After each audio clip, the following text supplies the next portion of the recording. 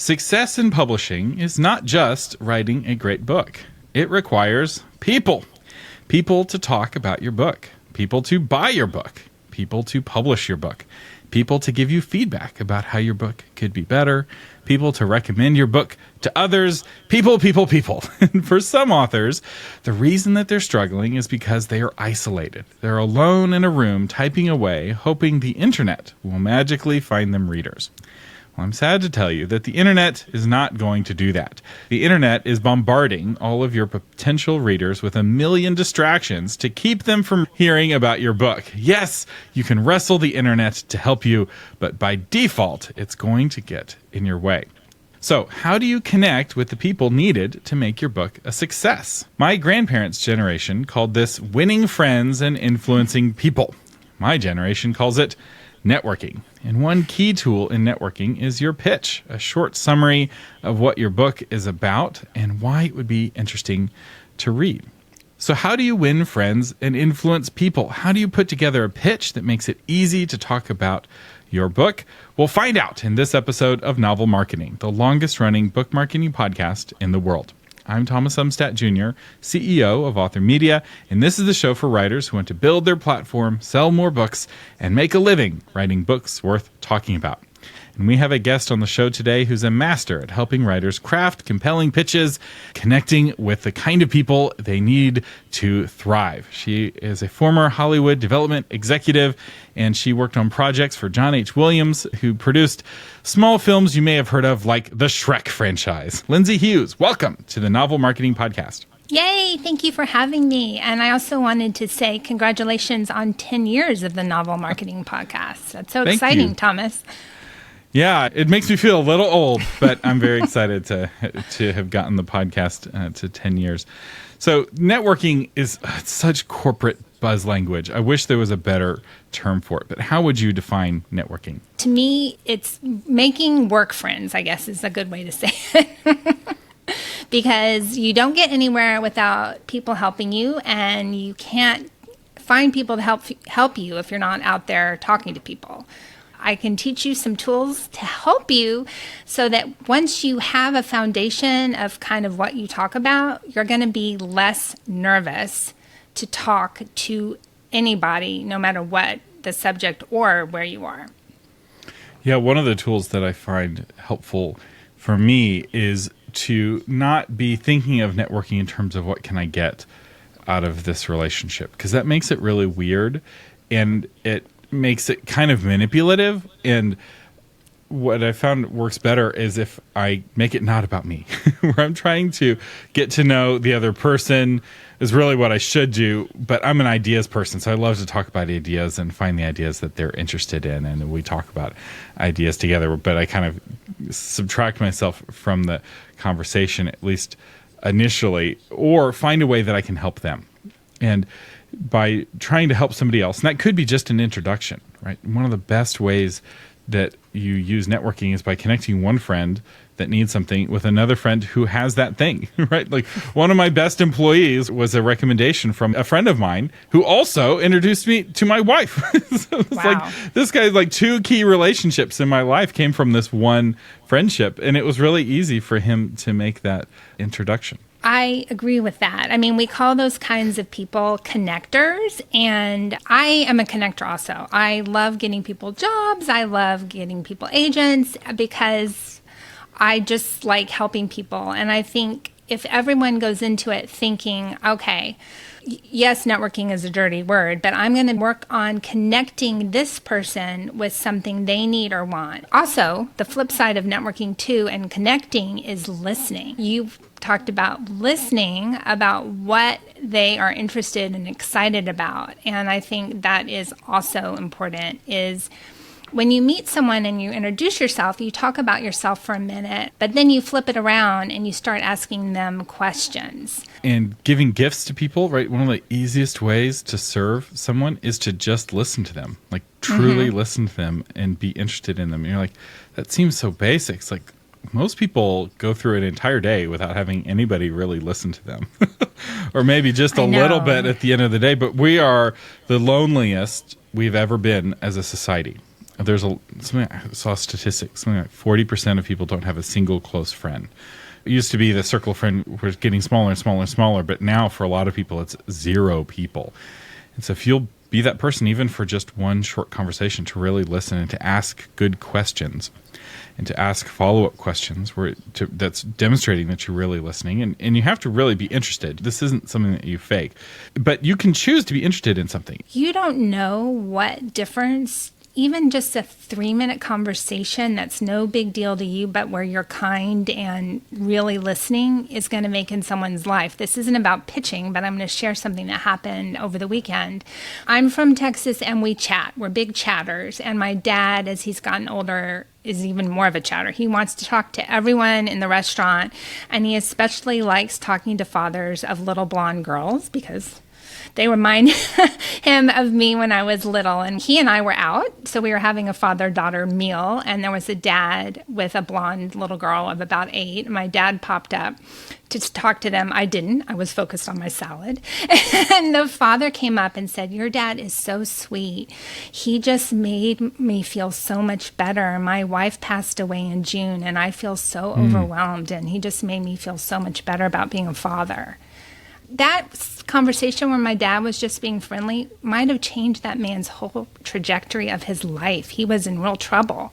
That's what Thomas is talking about, is really having an honest conversation where you're building a relationship. So to me, I love people and I do find them interesting. I don't have to work at it. So I'm excited to talk to people and find out what makes them tick, what they're excited about. I love hearing what everyone's story is about. I want to hear what your book is about. I want to hear what your screenplay is about. I'm a story geek. Tell me a story.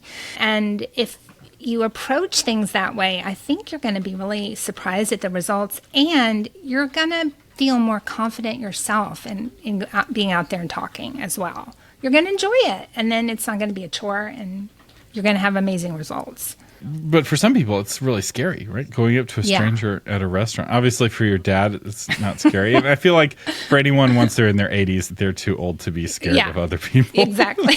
But most of us aren't in our 80s, and we're still have a little bit of those middle school feelings where we're insecure and we're afraid people are judging us. We haven't fully grown out of that yet. If you are networking, like to make it sound all formal, you're probably at an event. And that could be a writer's conference, it could be a writer's meetup, it could be some kind of convention, like a comic book convention. And the nice thing about that is everybody is there to meet people.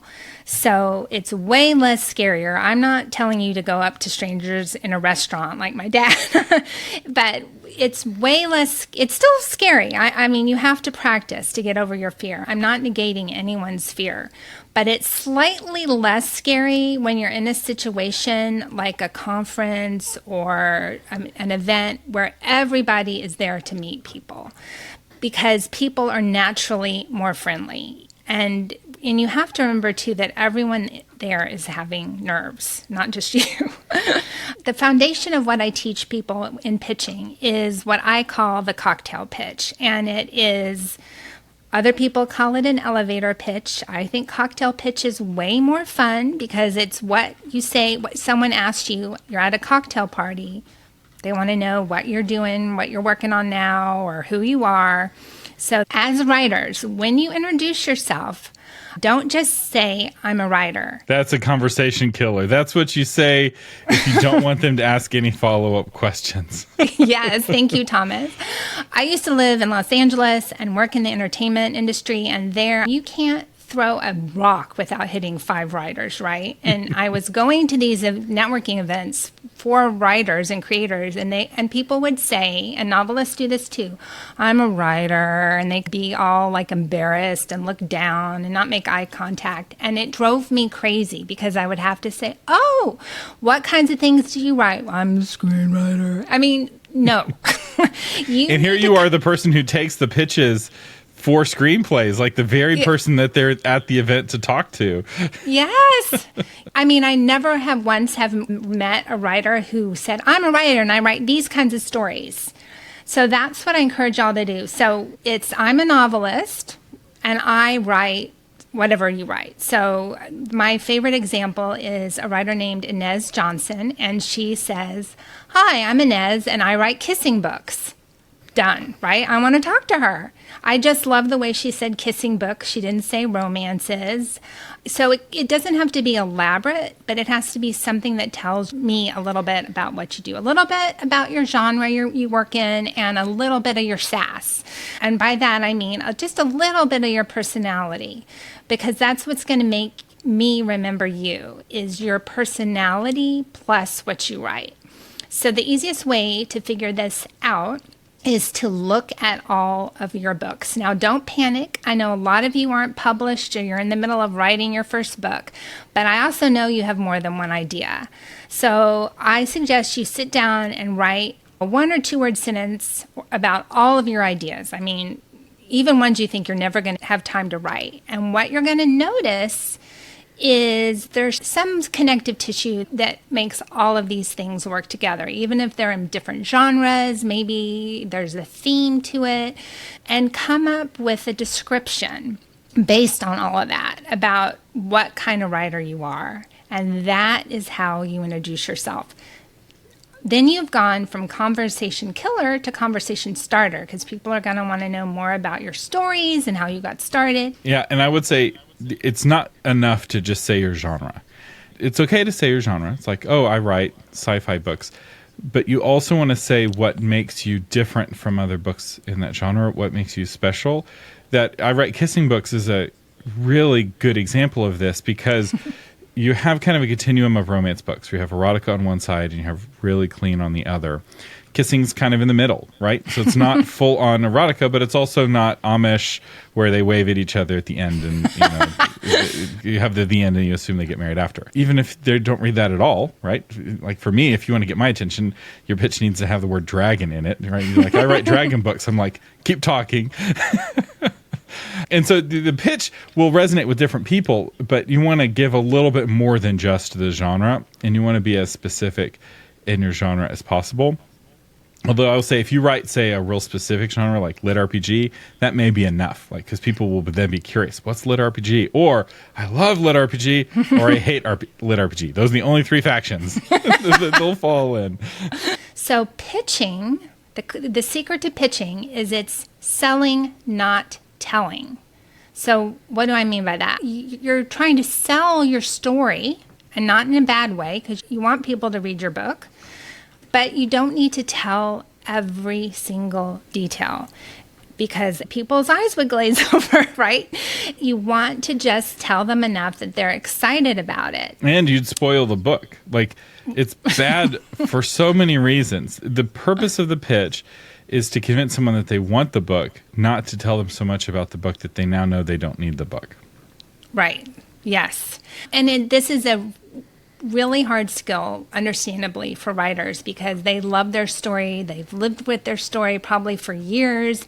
They want to tell you every single detail of the magic system and give you the whole family tree. You get to talk about the protagonist and maybe the antagonist. And if it's a romance, you get to talk about both of the people in the romance. That's it. Right? That's true. Keep the number of characters in your pitch to a bare minimum. The quirky friend, not in the pitch. He's great for the book, but he's not going to sell the book. So less is more when you're pitching. So the first step in your project cocktail pitch is your format and your genre. Now, we already know your format here because it's a novel, but you can still remind people this is a cozy mystery, or this is a twisty political thriller. Hearing the genre before you launch into the story automatically grounds the listener or the reader, if they're reading it as a blurb, into your story. They automatically know where we are, and they already have expectations. So they're going to be able to follow what you say next, because they know the tropes, they know the genre.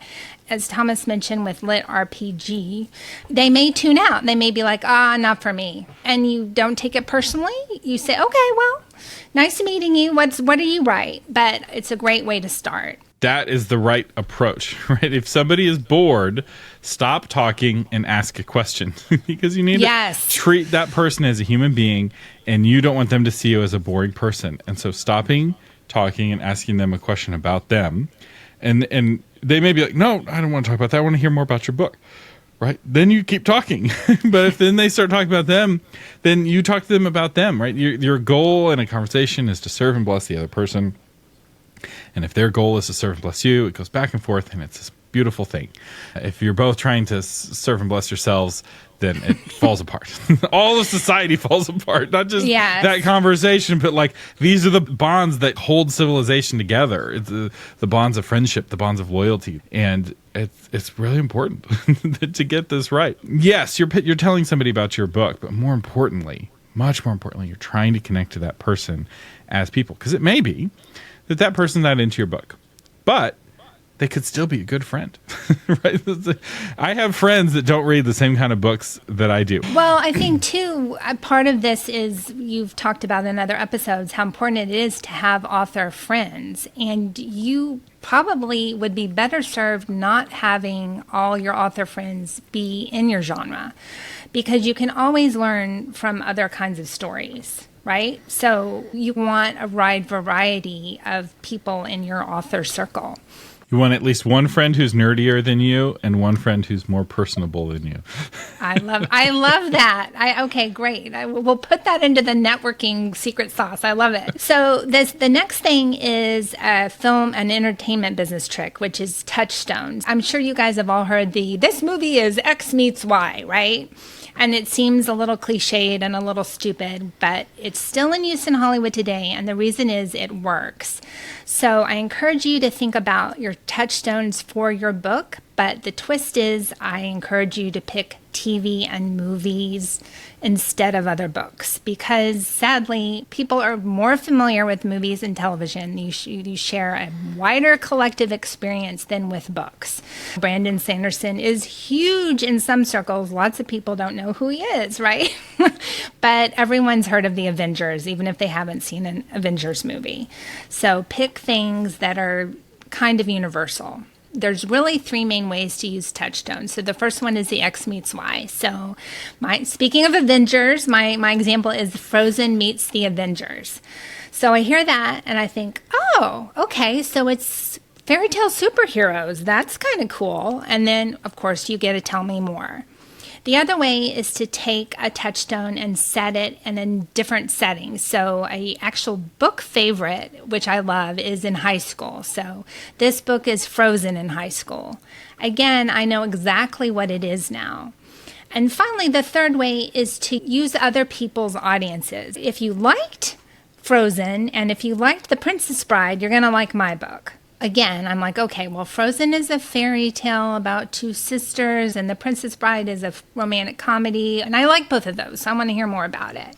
The next, you're going to segue into your emotional hook. Now, this is the hardest bit of a cocktail pitch because it seems a little bit amorphous, but you have to think about the emotion, okay? So emotion sells, and you want to make your character's struggle relatable to your audience.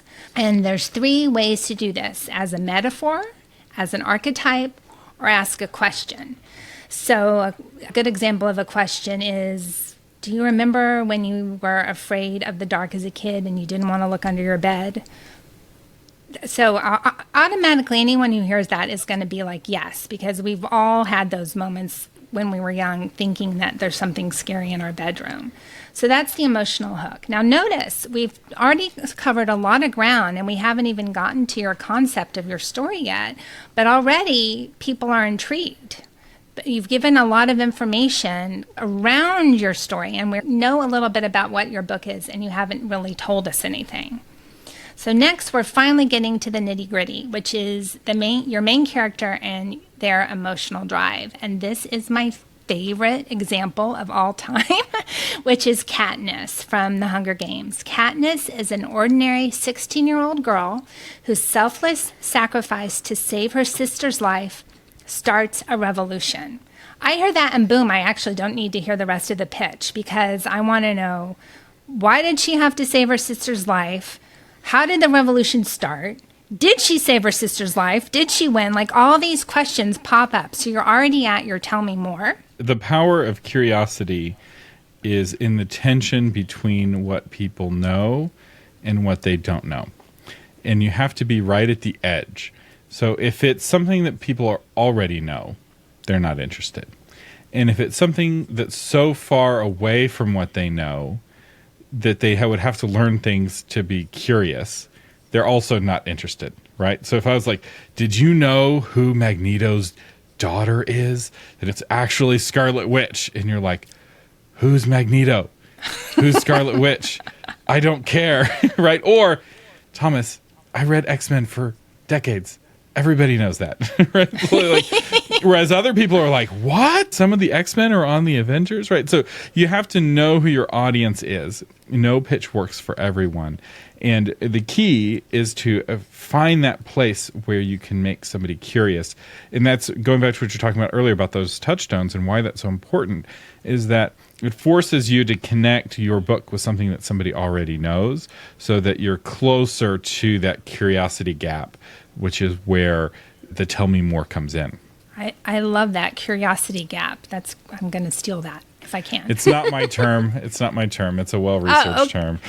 Oh, okay. So like I said, you may get to stop your pitch there, but there are two more parts to it if you need it. And the next one is I call the story appetizer. So it's just 3 or 4 more sentences about your main character and what they're trying to accomplish and how they do it. Again, like we said at the top of this, you're not listing every character. You're not overburdening the reader or the listener with a bunch of detail. It's just enough. And if possible, I would avoid putting other characters in here. I really like to focus this on Katniss. But Gale is such an interesting character, and there's a romantic triangle, and surely we have to talk about the evil Emperor Snow. Right. You don't need it here, but be really focused on limiting your detail, because the moment you start giving more detail, it seems counterintuitive. Like I said, it's your baby and you want to tell everything about it. But the moment you start loading your reader or your listener up with detail, their eyes are going to glaze over. Picture your reader as a glass, and you're pouring knowledge about your book into that glass. So if you're just talking about Katniss, you can fill up that whole glass with information about Katniss that makes them curious to learn more about Katniss. But now I want you to imagine that you've got Gale, all this information about Gale, and you're pouring that into the glass. That's pushing out information about Katniss, right? Because there's only a certain amount of water that can fit in the glass, and the more you water down Katniss, the more you water down your pitch. So a good pitch is all about that one most interesting element. And the more focused that is, the better the pitch is. It doesn't mean you don't talk about Gale or whoever else in the book, but you don't talk about it right away. You got to build up that relationship and earn that, please tell me more about your book. You know, who else is in it? It's like, oh, let me tell you, all the other characters are great too. Yes, I love the glass analogy. It's true. You don't want to water down your pitch. You want to keep the focus on the main character and the main emotion. We're at the end now. You want to end on a cliffhanger that emphasizes the emotional stakes of your story. And I really like to end with the question, can they do it? Because it's like, again, going back to, can Katniss save her sister's life? Can she win the revolution? This is a great way to end your cocktail pitch and get to the tell me more, or the click and buy. And I would say the can they do it question works best if you've done a really good job demonstrating the stakes. What's the result of failure? So in the Katniss example, it's saving her sister's life, right? So those are pretty high stakes. It doesn't have to be saving the world. I actually feel like saving her sister's life is emotionally more powerful than quote unquote saving the world, because we can't really picture saving the world, but we can picture a dead sister and the impact that would have on a family. And also the stakes and the clock, right? Not all genres have a clock, right? But if there's a sense of urgency and you're able to establish that in your pitch, then the can we do it has even more power as a question. And everything is urgent, really. I mean, everything is urgent. If the lovers are going to get together or not, that is urgent, right? That's life-changing. So any story can be urgent. If you would like, I could run through a quick example of all this. Yeah. Okay. This animated movie is Dirty Dozen meets The Big Bang Theory. This is the age-old struggle of the geeks versus the jocks and how it feels to know you can be the hero and always be overlooked. Our story takes place in the world of holiday icons where Santa and the Easter Bunny are the cool kids. But when they're kidnapped, it's up to the unsung holiday icons led by Earl the Groundhog from Groundhog Day to save Christmas. Will our ragtag group of heroes be able to rescue Santa in time and get him back to the North Pole? So I love the stakes of that for its target audience, right? I have small children, and the idea of not having Christmas is, I think, the greatest possible tragedy. So we've got some really good stakes and a good sense of urgency because Christmas is going to roll around, and so it's either going to happen or not, right? What made the White Witch evil? It wasn't the snow. It was her taking away Christmas. I like to use this example because it's got the archetypes of the geeks versus the jocks and the emotion of we all feel overlooked. Even people who were the jocks feel like geeks. It's got all of, not just the urgency, but the hallmarks of relatability and rootability. I love Earl the Groundhog. So the other thing is to use your genre and your tropes because people love genres for the tropes. It's not selling out. It's not being uncreative. When you're talking about your book to folks, it's a fairy tale retelling with vampires. I mean, whatever it is, use those tropes because people are expecting them, and they want to hear about them and how you did them, your take on them, your spin on them. Tropes are like ingredients. When you're at a restaurant and you're reading the menu, they'll have the name of the dish, and then often there's a few words underneath the name of the dish that are some of the key ingredients that give that dish its flavor. And saying, "Oh, I'm writing a story without any tropes," is kind of like saying, "I've cooked a dish without any ingredients." It's going to have tropes, right? It's going to have people. They're going to do things. They're going to talk to each other. They're going to be in a setting. You're going to have to make specific decisions about all of those things, and you're going to end up doing some tropes. And so do them on purpose because people are looking for certain tropes. There's a reason people prefer some books over others. And just like on a menu, pick out the ingredients that are the most interesting. You love your story, so be excited to share it. Stand tall. And if it's not someone's cup of tea, that's okay. But you might meet someone who is going to be your first forever fan. You just don't know. And the flip side of that is be excited to hear other people's stories and what they're working on. So now we have this pitch. We've worked on it. What advice do you have for somebody who is overwhelmed at the idea of meeting a lot of new people? They're shy and they are afraid of getting judged or ridiculed, right? The echoes of middle school are pounding in their head. Oh, I'm feeling for that person. The first thing is practice. So practice both your personal pitch that you've honed about what kind of writer you are, and practice your cocktail pitch about whichever book that you're going to talk about at this event.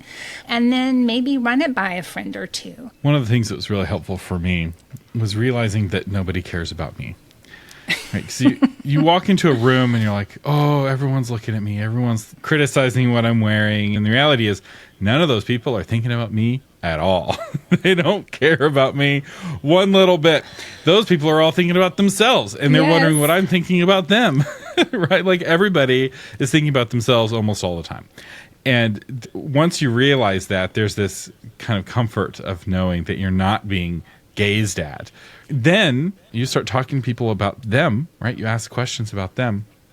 It puts them at ease. And as you're putting people at ease, you'll find that you are set at ease yourself. And so instead of thinking about yourself all the time, it's more of like, how can I serve? How can I be a blessing to these people? And if I'm focusing on that, if I'm focusing on being a blessing, my nerves go way down because it's not about me anymore. And it makes things easier psychologically.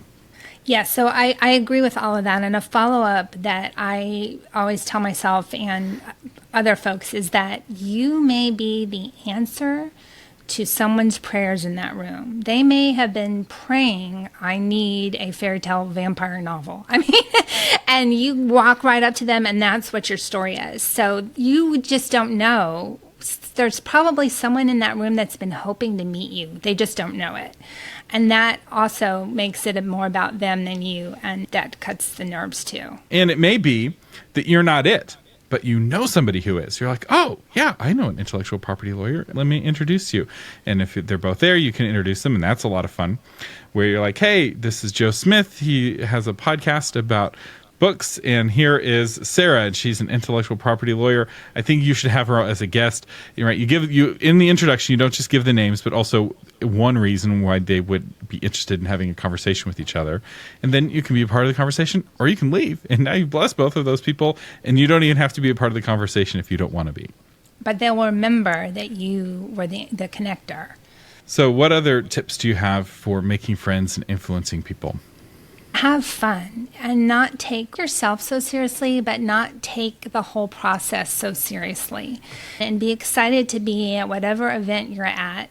If you look at every interaction as an opportunity to practice and get better, to become more confident and less shy, and to meet more people and to serve more, then when you do have an off night, you're not going to feel like a loser. You're just going to be like, oh, well. And if you're having an off night, no one will notice because no one cares about you. They're not noticing you. So It takes so much pressure off. There's something I've noticed. Authors often are really nervous going to writers' conferences when they're trying to get an agent or an editor because there's all this pressure.